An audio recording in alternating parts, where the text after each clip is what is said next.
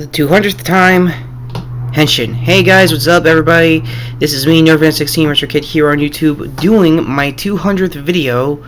So for those 72 people on my subscribers list, thank you for coming along with this crazy ride I've been doing for the last couple of videos. So, 200 videos. What to review on it of all days? How about Legend of Korra? I know I'm a little late to the game, but since Korra's coming back in a month, I might as well get my thoughts and pretty much one-on-one on my fandom on not just Korra, but Aang and the Avatar universe in general. Basically, let's start with Aang. I was kind of mixed, and I was 50-50 with the series. I know there is a strong cult following now, and probably a stronger fan base since Korra has been around. And probably in my case, I'm a fan of the original series, mainly because everyone's hatred with the M. Night Shyamalan movie. So, yeah, I'm kind of with you on that. So, let's get to my thoughts of Korra, like the last two books in general. I think the first two books were really good. For book one, it was a good build a piece, like world building for not just Korra's end of the things, but see how much has changed after Aang's passing. He's no longer. He is. I mean, it is found out in book two that he is without a doubt a spirit. But he is still tied to the Avatar cycle. Oh my god, it took you 200 videos to talk about this? What's next, you're gonna tell people you're a Clone Club member? You mean Clodenson or the Orphan Black show? Both, dumbass! Yeah, I am kind of a fan of this. Decade here thinks it's a girl show. 'Cause it is! Look at her! Holy crap, look at her.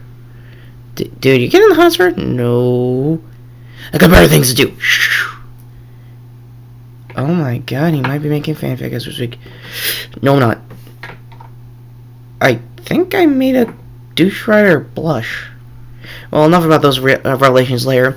My thoughts on book two was mainly a really good, strong sequel. It did suck that we still had to stay in Republic City until book three. I'll get to that in a minute.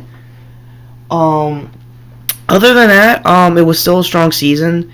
It showed off a lot of good fight choreography for the animation, and for the animation team and the creators of the show, really, I assume in Aang's case, when they had their season 2, they really upped the stakes. Same here for Korra, but I think since they haven't done a season 2 in a long time, I guess they just didn't know either A, how to keep a consistent, thing, because the overall story was not bad, don't get me wrong.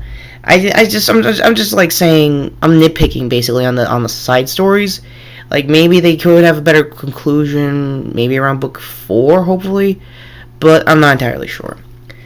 So, my thoughts, finally, on Change, book 3. It was actually really good, a good season. It kept Korra out of the city for once. Very Earthbender focus, which is really good news if you're an Earthbender fan or Toph. Also, a little bit of her backstory, at least with her daughters, and how they've been after the series and all that. Unless you read the comics, apparently there's a lot more going on there, which would love to know. Ooh, a hand. So yeah, the ending for book 3 was a really good, fast-paced action, like, again, this show tends to expect. Sahir, who was voiced by Henry Rollins, otherwise that Wang Smasher guy, I always know him from that segment he did back when he was doing stand-up. I think he still is. Henry Rollins was a really good antagonist as Sahir, and just when he started to not give a shit about his team anymore, and be like, you know what, I just mastered airbending, what can I do to do more? Oh yeah, I can master the point of flying. It did raise, at least for the final episode. With all that said, let's get the elephant out of the room. I really didn't like the fact that they were rushing the season to end so quickly. For those who are not aware, as of 2014, season 3 of Korra was barely on television, and I mean barely on television. Apparently another performance alert. Pay no attention to the technical difficulties that are going on here. Decade, you want to add anything? Yeah. You rather review this than that stupid friggin' Marvel Legends cap you're supposed to do for the DVD release of Winter Soldier. And I will.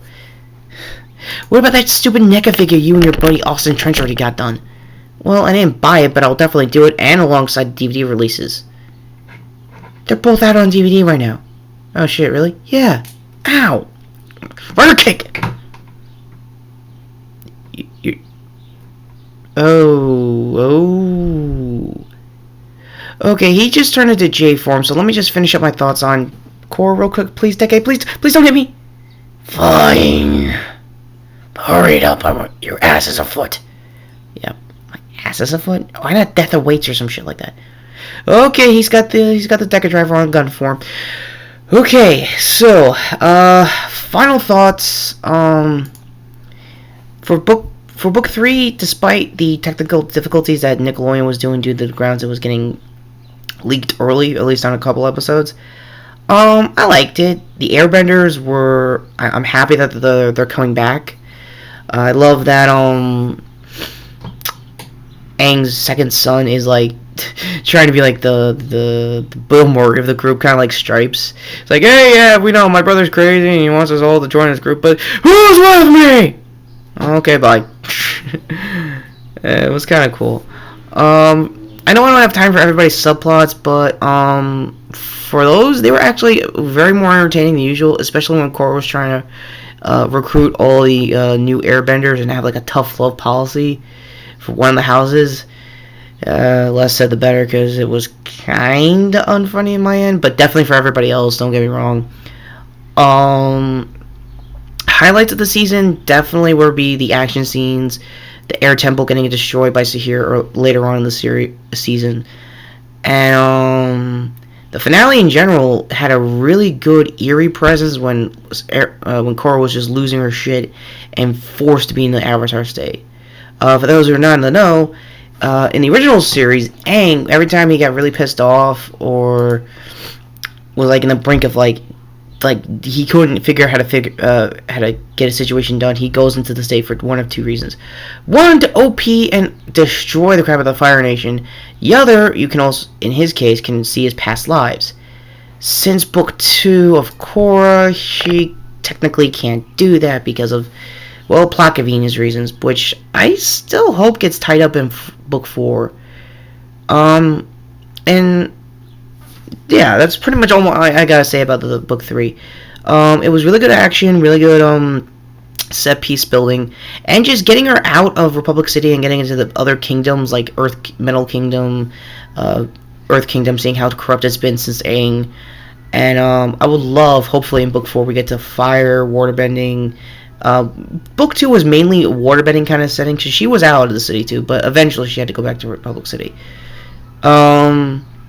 My predictions for 4 is kind of weak, because mainly I would love nothing more but a really good conclusion, and hopefully, I guess, age Korra a little bit, but since she is in that mood of now everyone's just going to help her out, do her job, and because she was not happy to go back to work next day as an avatar because of the shit kicking she got from Zahir. But I hope that kind of thing gets resolved really quickly on the season. But if it doesn't, it happens. But something will give her the call to come back into action. So, back into action. Power Rangers reference. So, with me being random out of the way, as usual, this was my 200th video. And I am still Nervan16 Retro Kid here on YouTube. Anything you want to say, Decade? Okay, he's got the final attack right on. What are you gonna do? Well, take care, guys. Have a good week, and laters.